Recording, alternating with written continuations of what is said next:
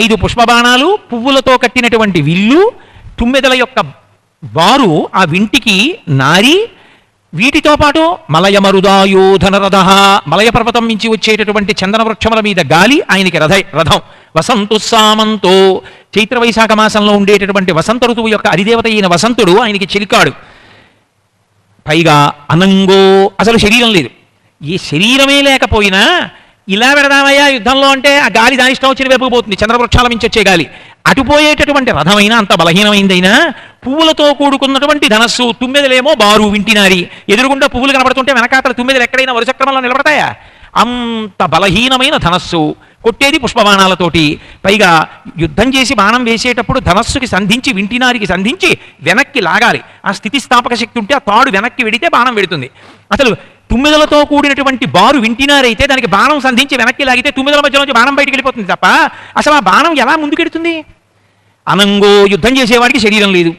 ఇన్ని బలహీనతలు ఉన్నప్పటికీ అపాంగత్తే లబ్ధ్వా, అమ్మవారు ఇలా చూసేటప్పటికిట మన్మధుడు ఎంత బలవంతుడైపోయాడంటే ఇన్ని పనికి మాలిన వస్తువులు తన దగ్గరికి ఉన్నప్పటికీ కూడా సంసారములను విడిచిపెట్టి హిమాలయ పర్వత ప్రాంతములకు చేరుకుని తపస్సు చేసేటటువంటి ఋషులు కూడా మన్మథ బాణములు పడిపోయి మళ్ళీ కిందకెళ్ళిపోతామేమో అని బెంగ పెట్టుకోగలిగినంత శక్తివంతుడైపోయాడు. తన యొక్క కడగంటి చూపుతో మళ్ళీ మన్మధుడికి అంత శక్తినిచ్చింది, రూపం లేకుండా. ఇప్పుడు మళ్ళీ మన్మధుడు బయలుదేరాడు, బాణాలు వేస్తున్నాడు, ప్రత్యుత్పత్తి జరుగుతోంది, జీవులు పుడుతున్నారు, కర్మ ఫలితాలను అనుభవిస్తున్నారు, సుఖదుఖాలను అనుభవిస్తున్నారు, పాపపుణ్యములు పోగొట్టుకుంటున్నారు, మళ్ళీ జీవులందరూ పుడుతున్నారు, శరీరాలు పొందుతున్నారు, సృష్టి చక్రం నడిచింది. కానీ పార్వతీ కళ్యాణం ఆగిపోయింది. సరే, తర్వాత నానా అగచాట్లు పడ్డ తర్వాత ఆఖరికి పార్వతీదేవి తపస్సు చేసింది. నీ వల్ల కాదురా మన్మథ, నువ్వు బాణం వేస్తే పరమశివుడు లొంగడవు, నేను తపస్సు చేస్తే లొంగుతాడని అపర్ణ అయింది. ఆకులు కూడా తినడం మానేసింది. ఆయన బాహ్య సౌందర్యానికి లొంగడు, అంతఃసౌందర్యానికి లొంగుతాడు. ఇప్పుడు అపర్ణ అయిపోయిన పార్వతీదేవిని పర్వతరాజ పుత్రుడిని పరమశివుడు స్వీకరించాడు. స్వీకరించి వాళ్ళిద్దరికీ వివాహమైంది. చాలా సంతోషించారు. అమ్మయ్యా, పార్వతీ పరమేశ్వరులకు వివాహమైంది, కుమార సంభవం జరగడానికి ఒక పెద్ద అవకాశం ఏర్పడింది. కాబట్టి మనందరం కూడా సంతోషంగా ఉండొచ్చు అని దేవతలందరూ ఆనందపడుతున్నటువంటి వేళ, ఈ ఆనందపడుతున్నటువంటి వేళలో 2 విచిత్రమైనటువంటి సంఘటనలు జరిగాయి. ఒకటి, పరమశివునికి మహాభక్తుడైనటువంటి రాక్షసుడు ఒకడు ఉండేవాడు. అదో విచిత్రం, ఒక్కొక్కరికి ఒక్కొక్క లక్షణం. ప్రహ్లాదుడికి విష్ణుభక్తి లేదు. శూరపద్మాసురుడు అని ఒక రాక్షసుడు, ఆయన పుట్టుకయే చాలా అద్భుతమైన రీతిలో పుట్టాడు. కశ్యప ప్రజాపతికి సురస అనబడేటటువంటి వనితకి పుట్టినటువంటి వాడు. ఆయన తమ్ముడి పేరు సింహవక్తుడు, కొడుకు పేరు భానుకోపుడు, భార్య పేరు పద్మకోమల. అపారమైనటువంటి శక్తివంతుడు, అంతా ఇంత బలవంతుడు కాడు. పైగా ఆయనకు ఒక వరం ఉంది పరమశివుడి వలన. ఆయనకున్న వరం ఏమిటంటే శరీర ఛేదనము చేత మరణించాడు. శరీరాన్ని నరికి కానీ బాణముతో కొట్టి కానీ ఆయన్ని చంపడం కుదరదు. మీరు నరికేసినా సరే మళ్ళీ వస్తుంటాడు, మళ్ళీ వచ్చి సురపద్ముడుగా వస్తాడు. శరీర ఛేదనం చేత చనిపోనివాడు మరి ఎలా చనిపోతాడు? అసలు చంపడం అంటే శరీరాన్ని ఛేదిస్తేనే చనిపోతుంది, కానీ మరి అసలు శరీర ఛేదనానికి చనిపోకపోతే? ఆయన ఒక వరం అడిగాడు పరమశివుడు. అదో విచిత్రమైన వరం, ఒక్కొక్కడిది ఒక్కొక్క బుద్ధి. తారకాసురుడిని చూసి శూరపద్ముడు నేర్చుకున్నాడు. ఆయన అన్నాడు, ఈ లోకంలో నిన్ను మించినటువంటి జ్ఞాని లేడు. ఈశాన సర్వ విద్యానాం ఈశ్వర సర్వభూతానాం బ్రహ్మాధిపతి బ్రహ్మణోధిపతి బ్రహ్మా శివోమి అస్తు సదాశివోం అని కదూ.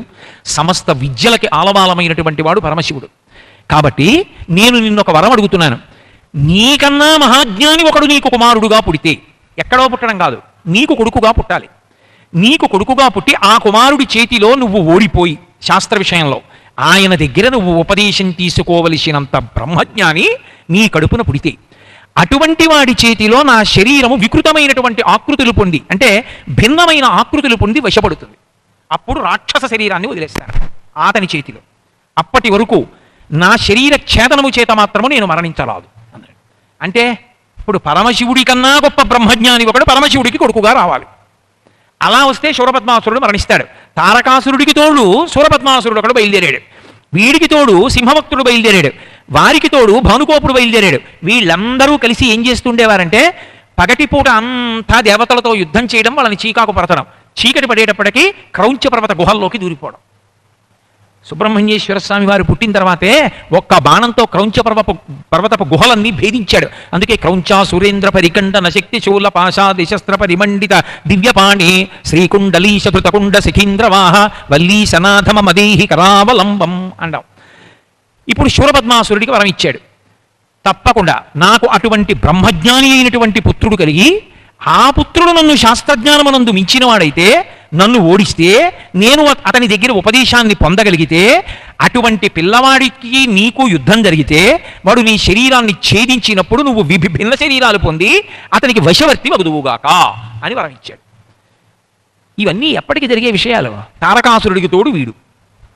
ఇప్పుడు వీడొకడు బయలుదేరి ఉండగా సంధ్యాకాలమునందు పరమశివుడికి ఒక లక్షణం. ఆయన ఆకాశ మార్గమునందు విహారం చేస్తాడు ప్రదోష వేళలో. కశ్యప ప్రజాపతి అదితితో అంటాడు, అమ్మా ఇది అభావ్యం భయ్యే అంటాడు. పరమశివుడు పార్వతీదేవితో కలిసి విహారం చేసేటటువంటి ప్రదోష వేళ. ఆ సమయంలో భార్యా సంగమం చేస్తే లోకకంటకులైన పుత్రులు కలుగుతారు, తాళమని చెప్తాడు. కాదు అని సంగమించిన కారణం వల్లే హిరణ్యకశిపులు పుట్టారు. కాబట్టి ప్రదోష వేళలో ఆయన అలా వెళ్ళిపోతున్నాడు. వెళ్ళిపోతున్న సందర్భంలో ఒక అద్భుతం ఒకటి ఆయన మనసులోకి సంకల్పంగా ఉదయించింది. సనత్కుమారాచార్యుల వారి గురించి మీరు వినుంటారు. బ్రహ్మజ్ఞాని. చతుర్ముఖ బ్రహ్మగారికి ఉన్నటువంటి 4 కుమారులలో సనత్కుమారుడు ఒకడు. పుట్టుక చేత బ్రహ్మజ్ఞాని ఆయన. అటువంటి బ్రహ్మజ్ఞాని అయిన సనత్కుమారుల వారు ఒకసారి కూర్చుని ఉండగా ఆయనకు ఒక అనుమానం వచ్చింది. ముందు రోజు రాత్రి ఆయనకు ఒక కల వచ్చింది. రాక్షస సైన్యం మీదకి యుద్ధానికి వెళ్ళి రాక్షస సైన్యాన్ని సంహరించినట్లుగా కలగన్నాడు ఆయన.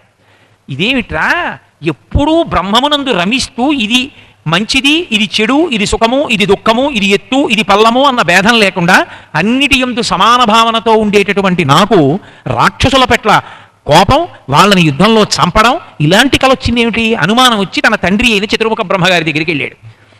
వెళ్ళి బ్రహ్మగారిని అడిగాడు, తండ్రి నాకు ఒక కల వచ్చింది నిన్న రాత్రి. ఆ కలలో రాక్షస సంహారం చేశాను. నాకు అసలు ఇటువంటి ఉద్వేగం ఎందుకు ఏర్పడింది, కల ఎందుకు వచ్చిందని అడిగాడు. అడిగితే బ్రహ్మగారు అన్నారు, గత జన్మలో నువ్వు వేదం చదువుకున్నటువంటి విద్వాంసుడవు. వేదం చదువుకునే రోజులలో దేవదానవ సంగ్రామాల గురించి చదివావు. దేవతల్ని రాక్షసులు పీడిస్తున్నారన్న మాటలు చదివి మనసులో చింతాక్రాంతుడవై రాక్షసుల్ని సంహరించాలనుకున్నావు. అది గట్టి కోరికగా ఉండిపోయింది. ఆ ఉండిపోయిన కోరిక వాసనాబలంగా ఈ జన్మలో కూడా వచ్చింది. ఆ వాసనాబలం ఉండిపోయినంత కాలం నీకు పరిపూర్ణమైనటువంటి స్థితిలో నిలబడడం కుదరదు. కాబట్టి ఆ కోరిక తీరిపోతుంది. నువ్వు మళ్ళీ ఇంకొక జన్మ స్వీకరించి రాక్షస సంహారం చెయ్యవలసి ఉంటుంది. ఆ రాక్షస సంహారం చేసిన తర్వాత అక్కడతో వాసనాబలం క్షయమైపోతుంది. ఇప్పుడు అలా వెళ్ళిపోతున్న పరమశివుడికి ఓ ఆలోచన వచ్చింది. మహానుభావుడు కదా సనత్కుమారుడు, బ్రహ్మజ్ఞాని. ఇంత బ్రహ్మజ్ఞానికి ఇటువంటి కల వచ్చిందే, ఈయన ఇప్పుడు మళ్ళీ జన్మ ఎత్తాలే, జన్మ ఎత్తి రాక్షస సంహారం చెయ్యాలి. ఈయనకి అనుకూలంగా ఈయనే నాకు కొడుకుగా వచ్చేటట్టు, ఈయనే కొడుకుగా వచ్చి రాక్షస సంహారం చేసేటట్టు, దాని వలన ఈయనకి ఏ ఇబ్బంది రాకుండా ఉండేటట్టు రక్షించడం నా కర్తవ్యం కాదా అనుకున్నాడు.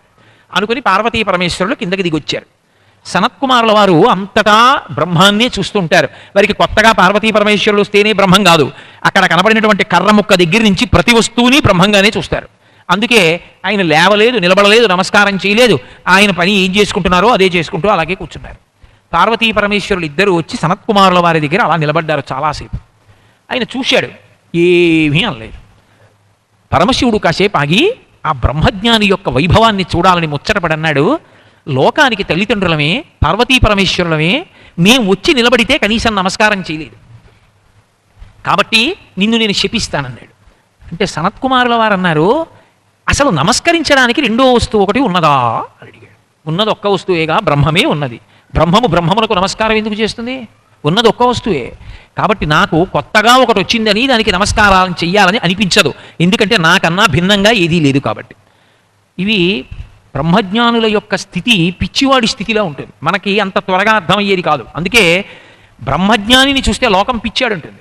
పరమేశ్వరుడు కూడా అంతటి బ్రహ్మజ్ఞాని కనుకే పిచ్చాళ్ళకి పెద్ద పిచ్చాడని ఆయనకు ఓ పేరుంది. అందుకే ఉన్మత్త శేఖరాయ నమః అని ఓ పేరు. ఉన్మత్తుడు అంటే పిచ్చివాడు, శేఖరుడు అంటే అందరిలోకి గొప్పవాడు, పిచ్చాళ్లలో పెద్ద పిచ్చాడు అని. అంటే ఆయన నిజంగా పిచ్చాడని కాదు దాని అర్థం, అంతటి బ్రహ్మజ్ఞాని అని. కాబట్టి ఇప్పుడు బ్రహ్మజ్ఞాని అయినటువంటి సనత్కుమారాచార్యుల వారు అలాగే కూర్చున్నారు. ఒకనకొకప్పుడు తిరువణ్ణామలైలో రమణ మహర్షి కూర్చుని ఉండగా కామకోటి పీఠాధిపతులు చంద్రశేఖరేంద్ర సరస్వతి మహాస్వామి వారు గిరిప్రదక్షిణం చేస్తున్నారు. అంతటి మహాస్వామి వారు గిరిప్రదక్షిణం చేస్తూ రమణాశ్రమం ముందు నుంచి వెడుతున్నారు. ఆశ్రమంలోకి ఆహ్వానిస్తారా అని అడిగారు రమణ మహర్షిని చుట్టూ ఉన్నవాళ్ళు. ఆయన అన్నారు, ఆహ్వానించడానికి ఆహ్వానింపబడడానికి రెండున్నాయా అన్నారు. అబ్బా ఈయన ఇప్పుడు ఉన్నదొక్కటే అంటారు, పోనీ మేము బయటికి వెళ్ళి ఆయన దర్శనం చేసుకుంటామన్నారు. మీకు ఎలా ఇష్టమైతే అలా చేయండి అన్నారు. కర్తవ్యతానిష్ట కాదు, ఎవరి శాంతి వాళ్ళు పోగొట్టుకోరు, ఆ స్థితిలో ఉన్నవాళ్ళు. వీళ్ళందరూ బయటికి వెళ్ళి నించున్నారు. మహాస్వామి గారు తిరువణ్ణామలైలో రమణాశ్రమం దగ్గరికి వచ్చారు. వచ్చి ఏదో బడలిక చెందిన వారిలా నిలబడి ఒక్కసారి ఇలా లోపలికి చూశారు. మీరు వెళ్ళరా లోపలికి, అంత గొప్పవారుగా భగవాన్ రమణులు లోపలికి వెళ్ళరా అన్నారు. మేము చూడడం అయిందిగా చూపులతో అన్నారు. ఎందుకని? ఆయనకి పీఠ నియమం ఉంది, పీఠాధిపతి ఆహ్వానం లేకుండా లోపలికి వెళ్ళకూడదు. అది పీఠ మర్యాద పోగొడుతుంది. ఓసారి చూసొద్దామని నేను వెళ్ళారనుకోండి, పీఠ మర్యాద ఏమైపోతుంది? ఆయనో బ్రహ్మజ్ఞాని, రెండున్నాయని ఆయన అంగీకరించారు. అందుకని ఆయన బయట నుంచి చూసి వెళ్ళిపోయారు. లోపల రమణులు అలాగే కూర్చున్నారు. మేము పరమాచార్య స్వామి వారిని చూసి వచ్చాం, మీరు లోపలే ఉండిపోయారు, వస్తే బాగుండేది అన్నారు. చూడడానికి చూడబడడానికి రెండు ఉంటే కదూ అని రమణులు అదే మాట అన్నారు. మనకి ఇది వినడానికి చాలా విచిత్రంగా ఉంటుంది, కానీ ఆ స్థాయి చేరిపోయిన వాడు అలా ఉంటాడు. కాబట్టి పరమశివుడు పార్వతీ సహితుడై వచ్చి నించున్న సనత్కుమారుల వారు లేచి నిలబడలేదు. శపిస్తానన్నాడు శివుడు. శపిస్తే ఎవరు బాధపడతారు? ఓ చెట్టు అయిపోతావు అన్నావు అనుకో, ఈ శరీరం అయిపోతుంది. ఆత్మ ఏమైనా అవుతుందా? ఏమవుతుందా? కాబట్టి భయం ఎందుకు? శరీరం ఎప్పటికైనా వెళ్ళిపోయేదేగా. కాబట్టి శపిస్తే భయపడ్డానికి రెండో వస్తువు ఉంటే కదా భయం. నీ ఇష్టం, ముచ్చట తీర్చుకో అన్నాడు. పరమశివుడు పొంగిపోయాడు. ఏమి బ్రహ్మజ్ఞాని రామహానుభావుడు అని, నీకు వరం ఇస్తాను పుచ్చుకో అన్నాడు. అది బాధిస్తుంది, ఇది సుఖపెడుతుంది. రెండు ఉంటే కదా సుఖ దుఃఖములని. నాకు వరం అక్కర్లేదు, నీకేమైనా కావాలంటే అడిగిస్తానన్నాడు. ఆ మాట అనిపించడానికే వాదనలో దింపాడు పరమశివుడు. నీకేమైనా కావాలంటే అడుగు, ఇస్తాను అని సనత్కుమారుల వారు అనగానే శివుడు అన్నాడు, నాకు కుమారుడివి కా అన్నాడు. అంటే సనత్కుమారుల వారు చటుక్కున తలెత్తి చూసి అన్నారు, నీకే కుమారుడని అవుతాను. పార్వతీదేవి ఉలిక్కిపడింది. ఇప్పుడు నీకే కుమారుడని అవుతానంటున్నావు, నీకే ఉండదు మాకే. కొడుకు పుట్టడం అంటే దంపతులకు పుడతాడు, మాకు పుట్టాలి, నీకే అని నా వంక చూస్తుంటున్నావు ఏంటి? నాకు కొడుకు బావా, నాకు కొడుకు బావాలి అండి. ఆయన అన్నాడు, అమ్మా ఏమనుకోకు, అడగనిది ఇవ్వకూడదు, నువ్వు అడగలేదుగా, అడిగింది ఆయనగా, అందుకని ఆయనకి ఇచ్చాను వరం, నువ్వు అడగలేదుగా వరం ఇమ్మని, నీకు ఇవ్వనమ్మా అన్నాడు. ఆవిడంది, నువ్వే ధర్మం చెప్పగలను అనుకుంటున్నావేమో, భార్యాభర్తలు ఇద్దరూ అడగక్కర్లేదు, ఒకరు అడిగితే రెండో వాళ్ళు అడిగినట్టే. ఎప్పుడు దంపతీ ధర్మం అని ఒకటి ఉంది, ఇద్దరూ వెళ్ళి కూడబలుక్కుని ఒకేలా వాక్య నిర్మాణం చేసి మాట్లాడాలని ఎక్కడా లేదు లోకంలో. భర్త గారు అడిగితే భార్య గారు అడిగినట్టే, భార్య అడిగితే భర్త అడిగినట్టే, మా ఆయన అడిగితే నేను అడిగినట్టే. అంతేగాని నువ్వు అడగలేదుగా ఆయనకే అంటామే, నాకు కొడుకుగా రా అంటే. అంతటి బ్రహ్మజ్ఞాని కొడుకుగా వస్తుంటే తన స్పర్శ లేకపోతే ఆవిడికి చిన్నబుచ్చుకోదు, అందుకని నాకు కొడుకుగా నువ్వు రావాలని.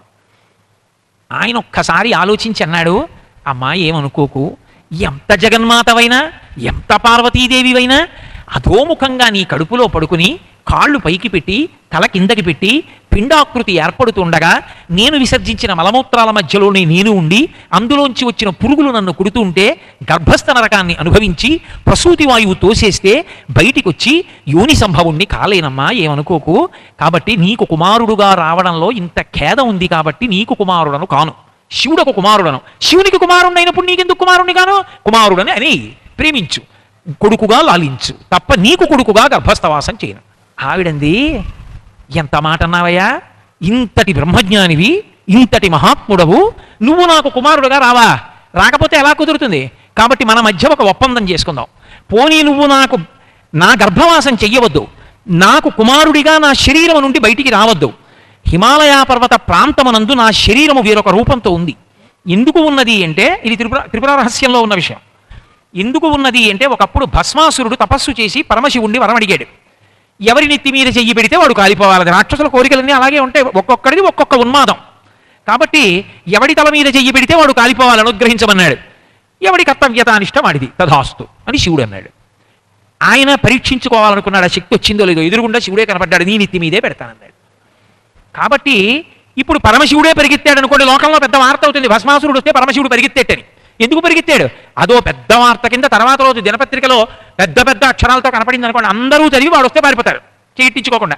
ఆయన నువ్వు నన్ను ఏం చేస్తావు లేని నిశ్శబ్దంగా అంతర్ధానం అయ్యాడు అనుకోండి, వాడు ఆ తర్వాత ఇంకోని వెతుక్కుంటాడు, పాపం వాడికి తెలియదుగా వాడు పెట్టించుకుంటాడు నెత్తిమిచ్చి. లోకాల్ని రక్షించడానికి పరిగెత్తాడు, చేతకాక పరిగెత్తలేదు పరమశివుడు, ఆయన పరిగెత్తాడు. పార్వతీదేవి, ఈయన లోకాల్ని రక్షించడానికి పరిగెత్తినట్టు నటిస్తున్నాడు, నేను ఆదిశక్తిని, పరిగెడితే బాగుండదు. కాబట్టి ఇప్పుడు నేను సశరీరంగా కనపడను భస్మాసురుడికి, ఒక తటాకంగా మారిపోతాను.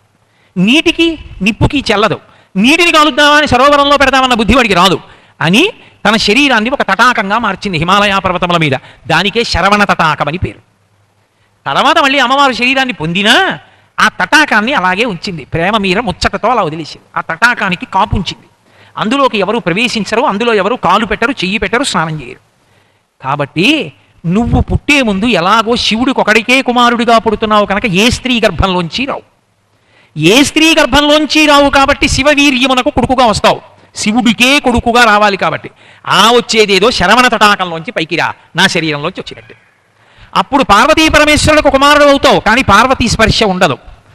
అంటే ఇప్పుడు ఎవరి వరం తీరింది? మొదట తారకాసురుడి యొక్క కోరిక, తారకాసురుడు కోరిన వరం తీరింది. వాడు ఏమడిగాడు? వీర్యస్ఖలనం అవ్వాలి, పార్వతీదేవి గ్రహించకూడదు, కానీ కుమారుడు కలగాలి, ఆ వచ్చినటువంటి కుమారుడు నన్ను సంహారం చేయడానికి అర్హుడవుతాడన్నాడు. కానీ ఇప్పుడు ఆ ప్రక్రియ నడవడం ఎలా? ఇప్పుడు సనత్కుమారుల వారికి వరం ఇచ్చి పార్వతీ పరమేశ్వరుడు అంతర్ధానం అయిపోయారు. సనత్కుమారుల వారు పరమశివుడికి కుమారుడిగా రావాలి. ఈ కుమారుడిగా రావలసినటువంటి సందర్భం ఏర్పడి పార్వతీ కళ్యాణం జరిగి పార్వతీ పరమేశ్వరులు ఇద్దరూ పరమ సంతోషంతో విహారం చేస్తున్నారు.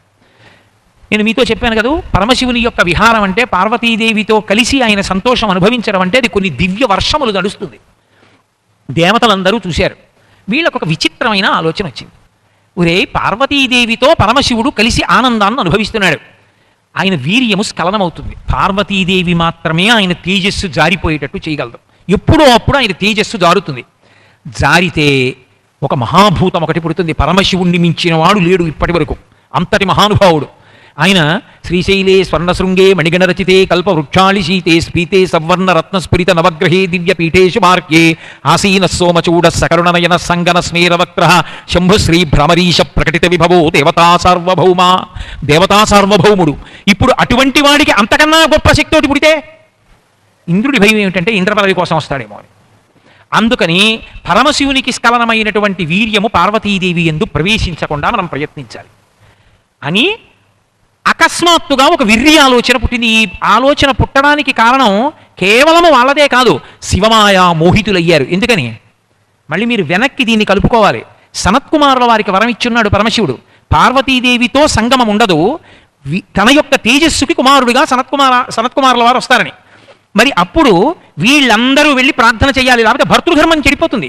భర్తకు ఒక ధర్మం ఉంటుంది, తన తేజస్సుని నిక్షేపించవలసినది కేవలము తన ధర్మపత్ని యందు మాత్రమే. తన స్వరూపమైనటువంటి, తన ప్రతిరూపమైనటువంటి కొడుకుని తన భార్య వలన మాత్రమే కనాలి. పరమేశ్వరుడు నా తేజస్సుని నీ యందు ఉంచనన్న మాట అనకూడదు. కాబట్టి ఇది దేవతల చేత అనిపించాలి. అందుకని వాళ్ళు మాయామోహితులయ్యారు. అయి వాళ్ళందరూ పరిగెత్తుకుని కైలాస పర్వతం కింద నిలబడ్డారు. దేవదేవ మహాదేవ సర్వలోక హితేరత నలోకాధారయిష్యంతి తవ తేజ సురోత్తమ అన్నారు. రామాయణం బాలకాండలోకి వచ్చాను. దేవదేవ మహాదేవ, దేవతలకందరికీ అధినాథుడమైనటువంటి ఓ మహాదేవుడా, నీ యొక్క తేజస్సు కాని జారిందా, దాన్ని భరించగలిగినటువంటి ప్రాణి లోకంలో లేదు. పార్వతీదేవి యందు ఆ తేజస్సును ఉంచుతానంటావేమో, మహద్భూతం ఒకటి ఆవిర్భవిస్తుంది. ఎందుకంటే ఆమె ఆదిశక్తి, నువ్వు పరమేశ్వరుడవు. మీ ఇద్దరికీ వచ్చేటటువంటి ప్రాణి లోకములను తట్టుకోగలుగుతుందో తట్టుకోలేదో మేము చెప్పలేం. అందుకని నీ యొక్క తేజస్సుని నీయందే అణిచేసుకుని తపస్సుకి వెళ్ళిపో. తపస్సుకి వెళ్ళిపోతే మాకు భయం ఉండదు. అందుకని వెనక్కి వెళ్ళమన్నారు. మీరు చాలా జాగ్రత్తగా అర్థం చేసుకోవాలి. అలా అనకపోతే కుమార సంభవం అవుతాం, అలా అంటేనే కుమార సంభవం అవుతుంది.